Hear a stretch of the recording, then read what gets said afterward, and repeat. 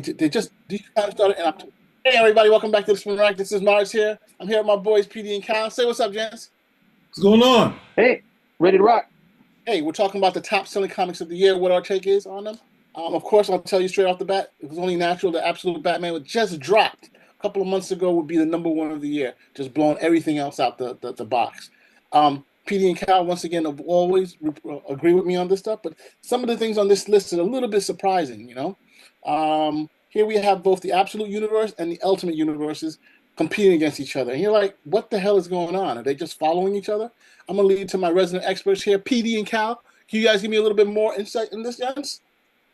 Well, I think the numbers say what they say. The Ultimate line came out early in the year, and then I think the X-Men, the new relaunch of the X-Men titles came out, and then the Absolute titles came out. And there was, I don't want to say, I mean, ultimately, because I didn't pay attention to the Ultimate titles, it seems like the Spider-Man one is still a hit. I've heard, I think one of our viewers have mentioned that they still read this, so it still seems like there's still a buzz around this title from, was it Jonathan Hickman? But at the same time, you know, there was a lot of negative sentiment against the Absolute Batman, saying that DC was going to tank. You know, this would be the end for them, and it seems like this was the Isn't thing. that what they always say? But it was just like, it finally happened, and look, it didn't happen. Like, they have all of the titles they did for Absolute so far, which leading them to do, I think they're going crazy with the idea of doing it, but it seems like Marvel put out their thing, and then who's that guy? Scott Snyder banged the door and said, "We have to put out our Absolute stuff now." We can't. Oh, they said they've been planning it for a while. I know. I just wanted to say my gag, but you killed the gag again. So, but ultimately, you know, it's interesting to see that the Spider-Man's was a definite hit for people having this dynamic with. I think he's married in the title, and yeah, Mary Jane in there, and the X-Men. We knew the X-Men was going to have some buzz to it, but Uncanny and the new X-Men #1 were the top ones out of the group of titles. Gail Simone has a hit on her hands with the Uncanny X-Men. So, I mean, for a while, Scott Snyder's been the top guy, but this Ultimate tag on there kind of cements it. So, just interesting to see what's here. I mean, it's not surprising the X-Men. It was surprising to me, the Ultimate thing, but it wasn't surprising. Uh-oh. But yeah, that's what I mean. It is good to see something selling. Yeah, I mean, Bleeding Cool actually you're getting these direct numbers from the stores. I think that's one of the good things you're getting from Bleeding Cool, and that's the retailers that they get their stuff from. But you know, it's pretty interesting. I don't think having a top 10, top 9 doesn't really cover the whole industry. And you had some really big performers that I don't think are covered here, such as like the Transformers, which came back, and GI Joe, which are some titles that people have been talking about for quite some time now. So all right, so we can switch over to. They said the numbers compiled from the top 150 comics. Let's see if this pops up. Lord, nope, it's not coming up in a readable fashion. So we're going back to the other one. Sorry, yeah. But yeah, keep going.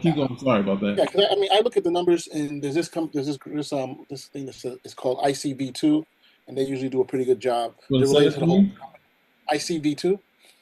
No, but they don't have the yearly one out yet because the year's not over. Yeah.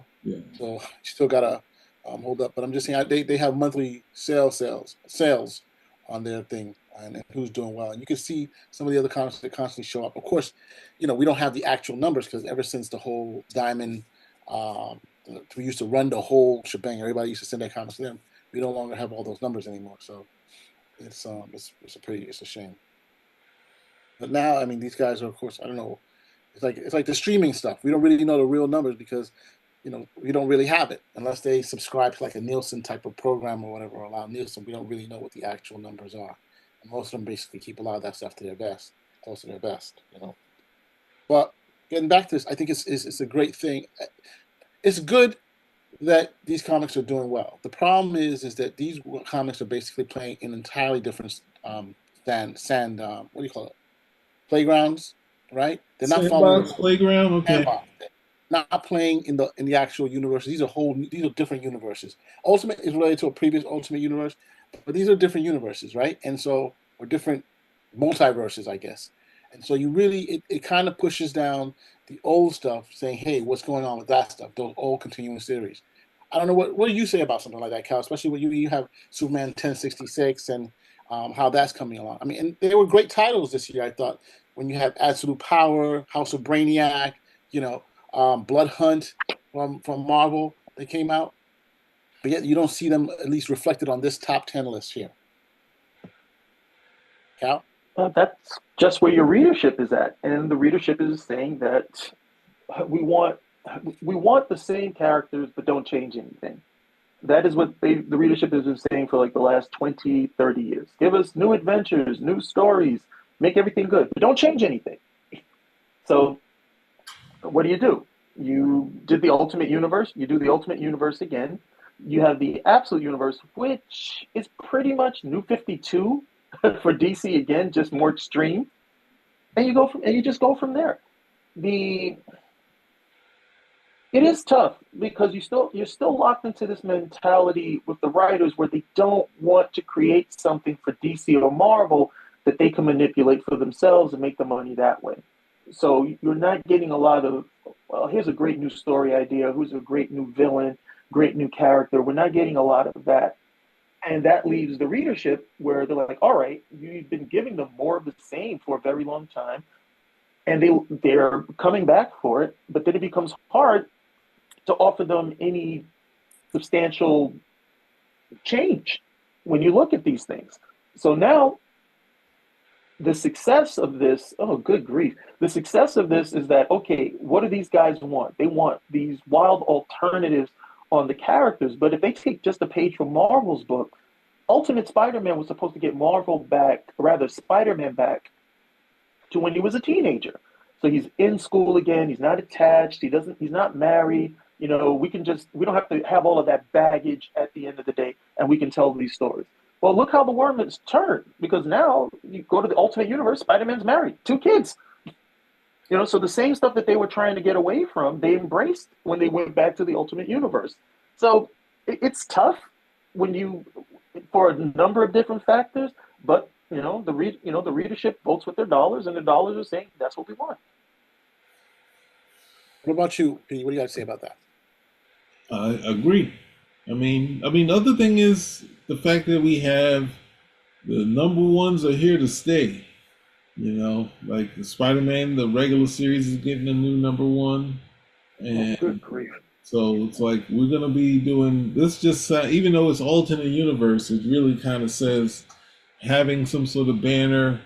And this is what I think when DC was struggling in the late '80s, post-crisis, trying to figure out how to compete with Marvel, they would brand the storylines.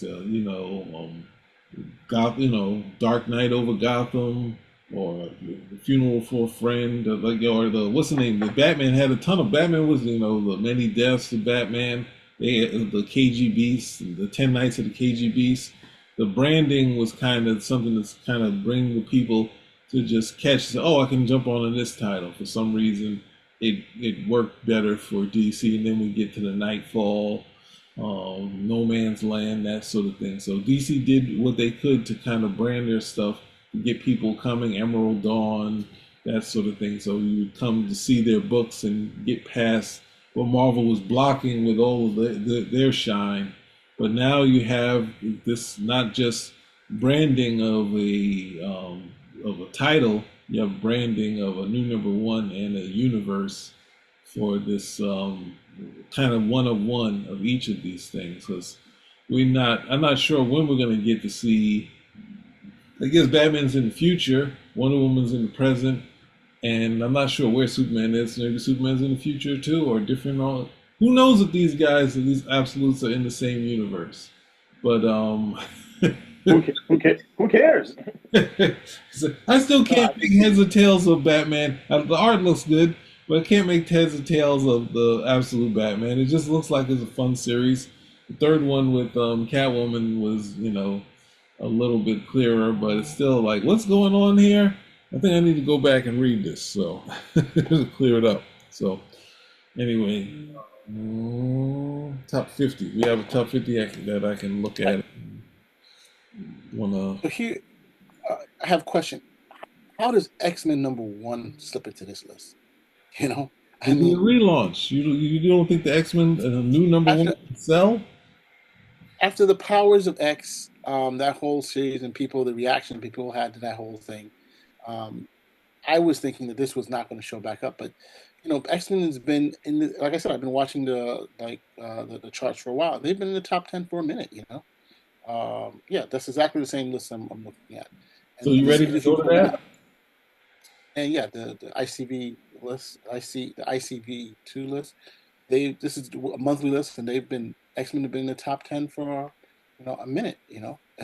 There's always at least one title there, and they definitely show up. I mean, I've always wondered like why, who is buying all this stuff because there's so many X-Men titles. They sometimes feel like they blur in my eyes, and especially since the Powers of X, I thought that was it. It wouldn't happen, but people are still coming back to it. So Oh wait, you know.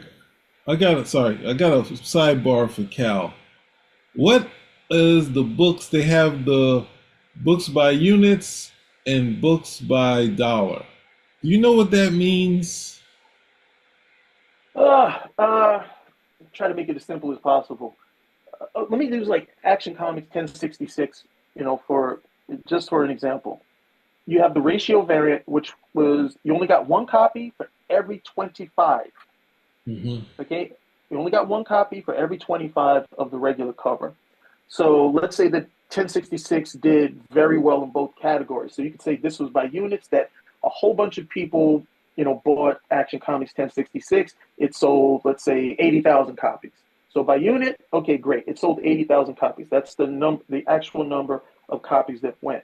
And then there's a dollar amount because then you could, well, wait a second. We also look at 1066, and in order to get a copy of 1066, you had to pay $50. And Mm. so those would be the best, those would be the highest selling, by amount. Oh, So this one right here, it sold, let's say it sold 5,000 units, but you had to pay 5 times as much in order to get it, if that makes sense. okay. No, that helps out. I'm looking at it and thinking what it is, and then I kind of say, "Oh, screw it, forget it." So this is for the month, right? So this is what we're seeing for, as you were mentioning, we have the new GI Joe #1 is doing well. The new Justice League Unlimited is doing well. The Ultimates are back. It's 6 issues. Aliens versus Avengers. So, Marvel's doing what they can to stay in there. DC's got some new books too. And the Amazing Spider-Man run, I don't know if Zeb has ended Zeb Wells has ended it. I'm not sure if that's still in there, but that's something we can also mention. And Ultimate Spider-Man issue 11 is the top 4 book. So that's still doing good. Transformers is in there. Psylocke #1. That's clear. Is there anyone have any notes on Psylocke #1? None None. for me. I'm shocked about that too. Again, I'm shocked about many of the X-Men's, from NYX to the X-Force being on the list. I thought they wouldn't really catch up. X-Men #7. Um, Wolverine, of course, is always there. It's a perennial But favorite. Wolverine's at 18. But then He you got, have he got his X-Men butt number kicked by seven, and you have by Psylocke. right, but you got X-Men #7 at 11, and then you have Uncanny X-Men at number 20, and you're like, and number 9, and then 22 is Uncanny X-Men #6. And you're like, what the hell is going on here? You know what I'm trying to say? And Venom, for all the noise that we hear about Venom, and this has slipped down further because the older list, I think they went a little higher. You still have Venom, Venom War continuing here. Yeah, Venom War, new West Coast Avengers. Um, Turtles is in there. So When you look at money, look at the money down. When you go further down into the money thing, with as the opposed to books by dollar. yeah, by dollar, you know. Oh my God. So Now, Psylocke moves up. I mean, the list is very still similar, but you have now, um, yeah, GI Joe still does relatively well. Some of the others drop down a little bit further on the list. Absolute Batman Noir, one shot, interesting. But that's just a different cover. Oh, it's a different cover. But then why do you call it the one shot? That's just a different cover. Is that the black and white edition? Yeah. All right. And the Batgirl, that's the Asian Batgirl. That she's back. Yeah. All right. Yeah. Cassandra Cain. Yeah. So there we go. I mean, got X books, got DC. It's good to see. It's tough, back in the days you see stuff, and even when DC, post crisis or whatever, you wouldn't see some DC books in there until Batman came along, the Batman craze, and you see Detective, what's the name? Oh, Millennium. Millennium was also my hope is that this whole thing that DC is doing with the Absolute Universe does have a really strong payoff, because otherwise these are just going to be these were some books, they had some buzz, and that would be the end of it. I mean, I was talking with somebody about this. He keeps record of where Superman is selling. Mm-hmm. And he's like, oh, look at where the numbers are and this, and that's, dude, we both read the book, so we know how good the stories are right now. This is very comparable to where Superman was when they did DC Rebirth, and the sales were good, better than healthy. And then they decided, well, we're going to put Brian Michael Bendis on, to which a lot of fans were like, why? We're enjoying this. But even though the book was selling and there were no problems with the numbers, they know what the ceiling is for Superman. He wasn't close to it. So like, we got to get some buzz on this book.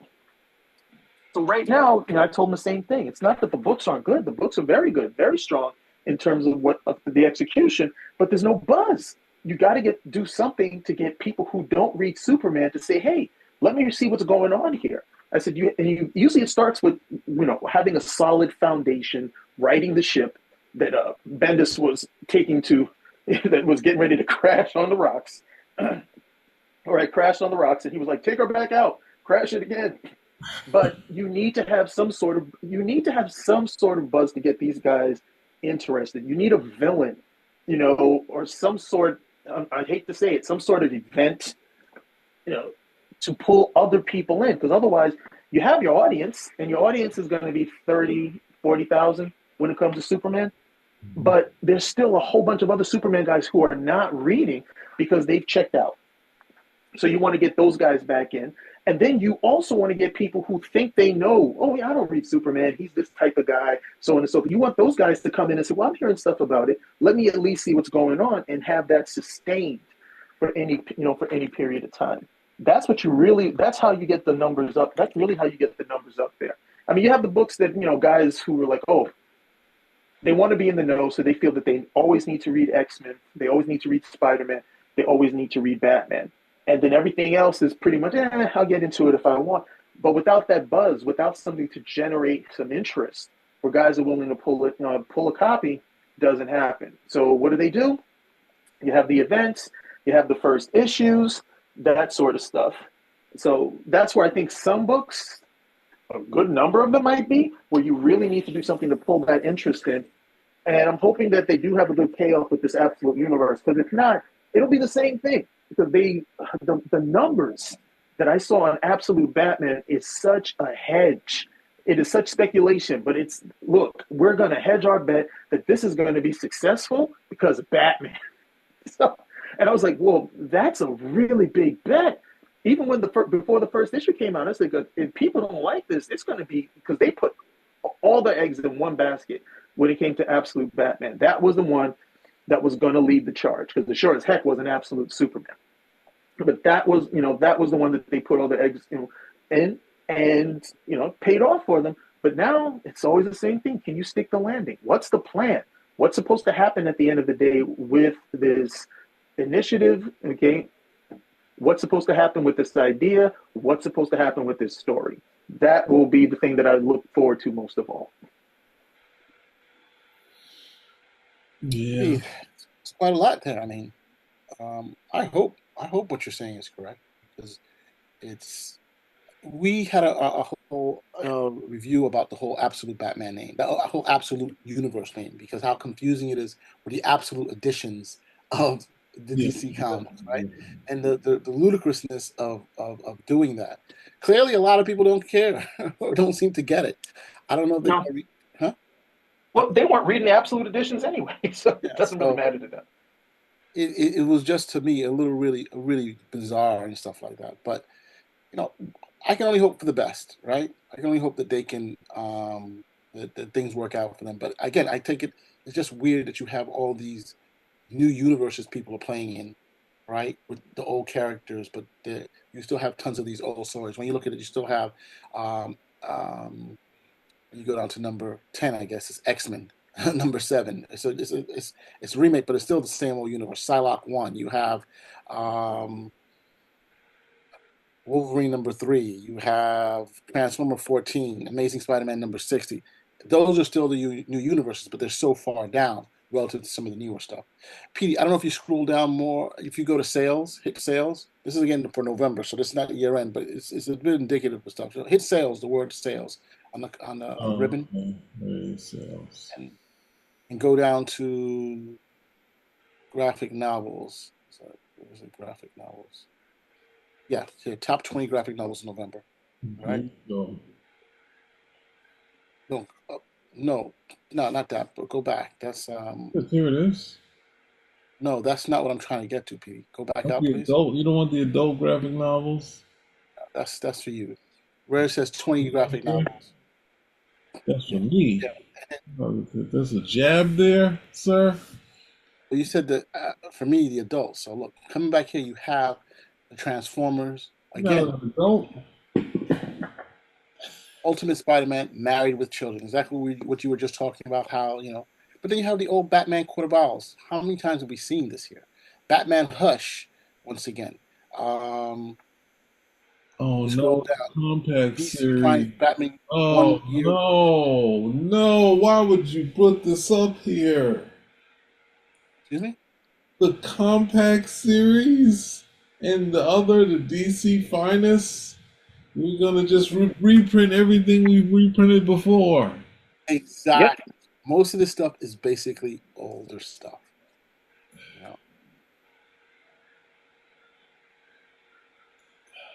But they're getting some good numbers. DC Finest Batman $40 year 1 and 2. I mean, there's so many variations of stuff. I can't even keep track of which is which. Absolute omnibus. You're like, what the hell? It's just a lot. What's this Teen Titans Starfire? I hope it's not. My mom is Starfire. Okay, here we go. Talk about taking the character and taking all the fun out of her. You have to imagine DC's, I know, embarrassed with Starfire, but she was full figured, top and bottom heavy, tall, and a lot of hair, and a lot of, they said the female readers who wrote in letters was all positive for Starfire. So whether it be eye candy for the guys, how they were handling her work, and DC just now totally embarrassed, turning her into, just an ordinary girl. You can put her in some regular clothes if that's the case, but the whole planet is of gorgeous people. The whole planet of Perez guys and girls, of people the old people are in great shape. And we had to be embarrassed about this. But anyway, sorry. It's interesting, it's tough to say. I mean, Marvel does what it does. They're going to do whatever's hot. They're going to put out that immediately, which is like, hey, this is out there. This was there